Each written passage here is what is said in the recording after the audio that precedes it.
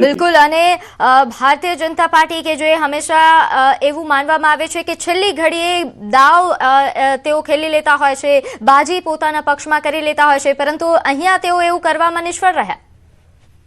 ચોક્કસથી જો બૃહદ બનાસકાંઠાની વાત કરવામાં આવે તો બનાસકાંઠાની જે દાતા સીટ હતી, દાતા તાલુકા પંચાયત જે હતી, તેમાં પણ ભાજપ જે છે તે સફળ રહ્યું છે। કોંગ્રેસની બહુમતી હોવા છતાં પણ ભાજપે તેમની તાલુકા પંચાયતમાં બોડી બેસાડી છે। તે ઉપરાંત વડગામ જે તાલુકા પંચાયત સીટ હતી ત્યાં પણ કોંગ્રેસને બહુમતી મળી હતી, છતાં પણ એક કોંગ્રેસના ઉમેદવાર ગેરહાજર રહ્યા હતા અને એક અપક્ષના ઉમેદવારને ભાજપે, મુસ્લિમ અપક્ષના ઉમેદવારને ભાજપે સાથે રહીને જિગ્નેશ મેવાણીના ગઢમાં પણ ગાબડું પાડ્યું હતું। એમ દાતા અને વડગામ જે બનાસકાંઠાની બે તાલુકા પંચાયતો હતી ત્યાં કોંગ્રેસની બહુમતી હોવા છતાં પણ ભાજપ સફળ રહ્યું હતું અને તે રીતે જ લાગી રહ્યું હતું કે દિયોદર તાલુકા પંચાયતમાં પણ ક્યાંક નવા જૂની થઈ શકે છે અને ભાજપ સફળ થઈ શકે છે।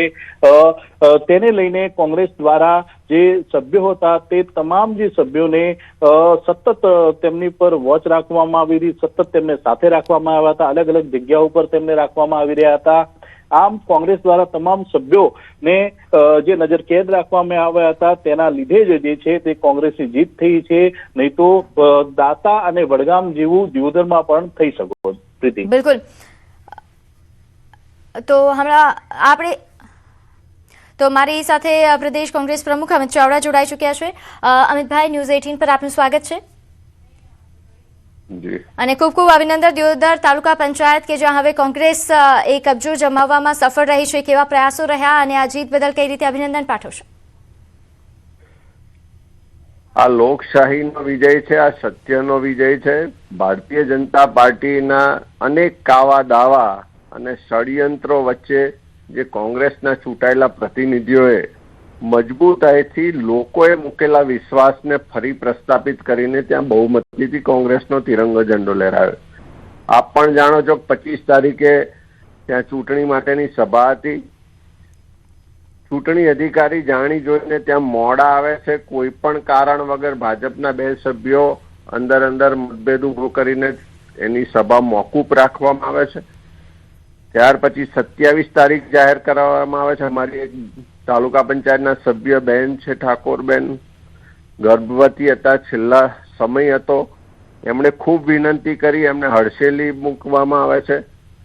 27 તારીખે પણ ચૂંટણી અધિકારી આવતા નથી, અચાનક હોસ્પિટલમાં દાખલ થઈ જાય છે, 3 વાગ્યાનો સમય આપે, પછી ચૂંટણી બંધ રાખે અને જે આખું ષડયંત્ર કર્યું, જે સભ્યોને તોડવા માટે સામદામ દંડ ભેદની નીતિ અપનાવી, હું માનું છું કે આ લોકશાહીની હત્યા કરવા માટેનું આખું એક વ્યવસ્થિત આયોજન હતું। પણ અભિનંદન આપીશ હું ત્યાંના અમારા ચૂંટાયેલા સભ્યોને, કાર્યકરોને, આગેવાનોને કે મક્કમતાથી લડ્યા, અનેક વખત મિટિંગો બંધ રાખી, અનેક પરેશાનીઓ, પોલીસે હેરાન કર્યા, અધિકારીઓ હેરાન કર્યા, કોઈ અધિકારીઓ જવાબ ના આપે એવા સંજોગોમાં પણ લોકોએ જે વિશ્વાસ મૂક્યો હતો એને આજે સ્થાપિત કર્યો છે અને ત્યાં તાલુકા પંચાયતમાં કોંગ્રેસનું શાસન આવ્યું છે।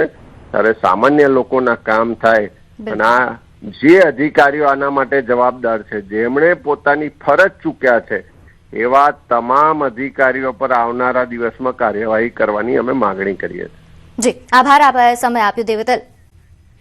હું છું પ્રીતિ તિવારી। સમાચારની શરૂઆત દિયોદરથી, જ્યાં તાલુકા પંચાયત પર કોંગ્રેસે કબજો જમાવ્યો છે। પ્રમુખ અને ઉપપ્રમુખ પદે કોંગ્રેસના સભ્યોની વરણી થઈ ચૂકી છે।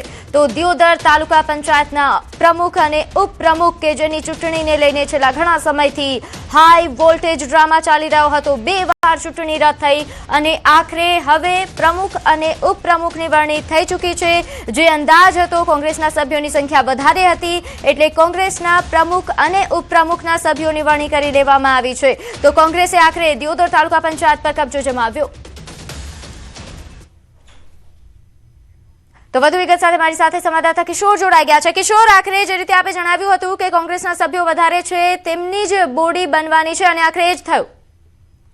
ચોક્કસથી જે પ્રમાણે મીડિયાની અંદર જવા નથી દેવામાં આવ્યું, પરંતુ જે પ્રમાણે કોંગ્રેસના સૂત્રો કહી રહ્યા છે, ભાજપના સૂત્રો કહી રહ્યા છે, એ પ્રમાણે ચૂંટણી અત્યારે પૂર્ણ થઈ ચૂકી છે. કોંગ્રેસના સભ્યો પાસે બહુમતી હોવાથી, એટલે કે કોંગ્રેસના સભ્યો 12 હોવાથી અને ભાજપના સભ્યો 10 હોવાથી અત્યારે તો કોંગ્રેસ દિયોદર તાલુકા પંચાયત પર કબજો કર્યો છે. કોંગ્રેસના જે પાલડી બેઠકના સભ્ય હતા પ્રભાતભાઈ વાઘેલા, જે મહિલા છે તેમની પ્રમુખ તરીકે વરણી કરવામાં આવી છે. તે ઉપરાંત ઉપપ્રમુખ તરીકે ચીબડા બેઠકના મહિલા સભ્ય પાનાબેન ચાવડાની વરણી કરવામાં આવી છે. આમ ભારે હાઈ વોલ્ટેજ ડ્રામા સાથે આ પ્રથમ સાધારણ સભામાં પ્રમુખ અને ઉપપ્રમુખની ચૂંટણી યોજાઈ છે અને હવે જે ચિત્ર છે તે ચિત્ર સ્પષ્ટ થયું છે.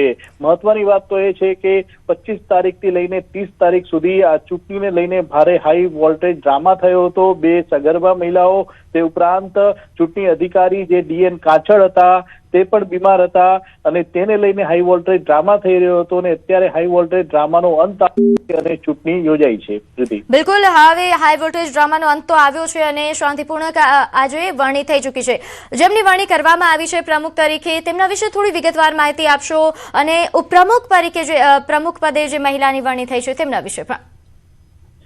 ચોક્કસથી કોંગ્રેસ દ્વારા જે પ્રમુખ તરીકે જે પાલડી બેઠક પરથી જે પ્રભાતભાઈ વાઘેલા જે મહિલા જે લડ્યા હતા તેમની વરણી કરવામાં આવી છે. પ્રથમવાર આ પાલડી બેઠક પરથી પ્રભાતભાઈ વાઘેલા જે મહિલા છે તે લડી રહ્યા હતા અને સર્વાનુમતે કોંગ્રેસ દ્વારા 23 તારીખના રોજ તેમનું ઉમેદવારી પત્ર ભરાવવામાં આવ્યું હતું અને તેમને જે છે તે કોંગ્રેસના 12 સભ્યો દ્વારા મત આપવામાં આવતા તેઓ પ્રમુખ બન્યા છે. તે ઉપરાંત ચીબડા બેઠકથી પ્રથમવાર લડેલા પાનબેન ચાવડા જે છે તેમની ઉપપ્રમુખ તરીકે વરણી થઈ છે. તેમને પણ 23 તારીખે કોંગ્રેસ દ્વારા તમામ સભ્યોની સર્વમતથી તેમને ઉપપ્રમુખ માટે ઉમેદવારી ફોર્મ ભર્યું હતું અને તે બાદ કોંગ્રેસના સભ્યોના 12 મતો મળતા અત્યારે તેઓ પણ ઉપપ્રમુખ બન્યા છે. અને મહત્વની વાત તો એ છે કે દિયોદર તાલુકા પંચાયતમાં બંને જે પ્રમુખ અને ઉપપ્રમુખ છે તે બંને મહિલાઓને બનાવવામાં આવી છે.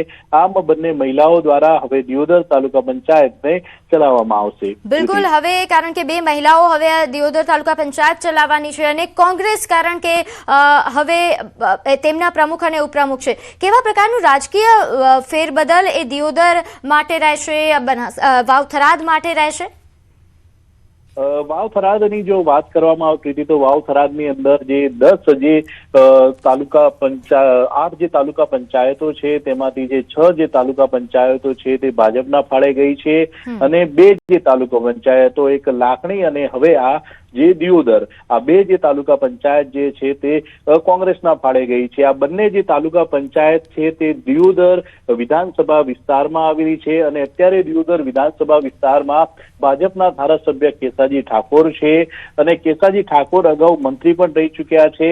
આમ ક્યાંક ને ક્યાંક વિધાનસભામાં ભાજપના કેસાજી ઠાકોર હોવા છતાં પણ તેમની વિધાનસભામાં જે બંને જે લાખણી અને આ દિયોદર છે તે બંને તાલુકા પંચાયતો એ કોંગ્રેસના ફાળે ગઈ છે.